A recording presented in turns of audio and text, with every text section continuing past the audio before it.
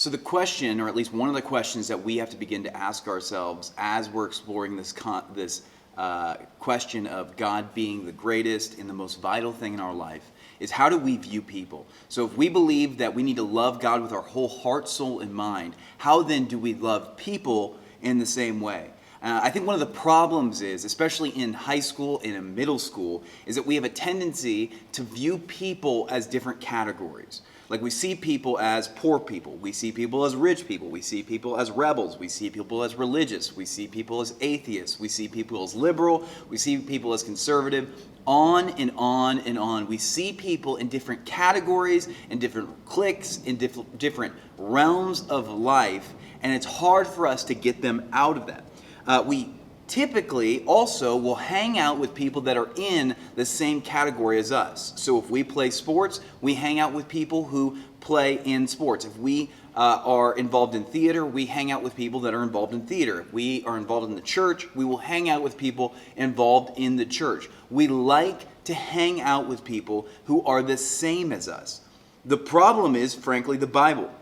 The problem is that Jesus never went after people that were just like him. In fact, he went after people that were significantly different than him. He loved and cared for those who were the least of society, that were on the fringes of society, people that were different than his skin color, people that were different than his socioeconomic status, people that were different than his lifestyle. So the question is, how do we love people like God loves people? How do we care for people that like God cares for people? And there's a specific story in the book of John in which we see Jesus care for someone outside of his category, care for someone that was outside of his sphere, outside of his realm, to the point where it makes the people that followed him, that makes the disciples question what he is doing.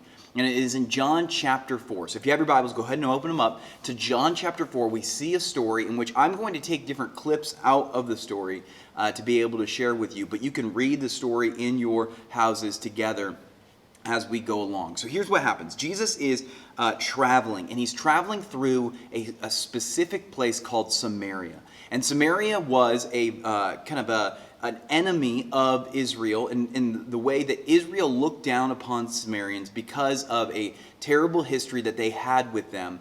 And they would look on people that had a different status as them, different skin color as them, and they would look down upon them. So Israelites, especially a great teacher such as Jesus, would never associate with Samaritans. So Jesus decides, I'm going to go straight through the city of Samaria and associate with these people.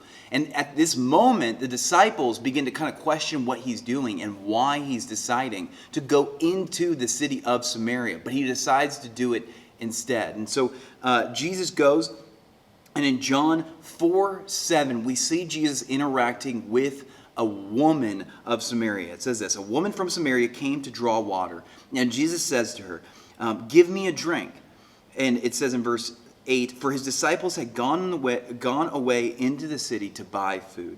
The Samaritan woman said to him, how is it that you, a Jew, ask for a drink from me, a woman of Samaria? For Jews have no dealings with Samaritans. So Jesus is feeling this racial tension, this economic tension that is occurring right now in the text. Jesus is associating with a person that he would not normally associate with, or culturally would not be considered able to associate with. In verse 16, Jesus says to her, go call your husband. And come here. Go tell him to come here. And in verse 17, the woman answered him, I have no husband. And then Jesus says to her, you are right in saying, I have no husband, for you have had 5 husbands, and the one you now have is not your husband. What you have said is true. So then in verse 27, what we see is that Jesus ends up having the disciples come back, and they begin to question the fact that he's even talking with a woman. And so here's what we see. We see Jesus, number one, in a surprising place. He is in a place that culturally he was not supposed to be in. He is in a place in which culturally would be looked down upon and frowned upon. No Israelite, especially a teacher, would go there. Number two, he's talking to a surprising person.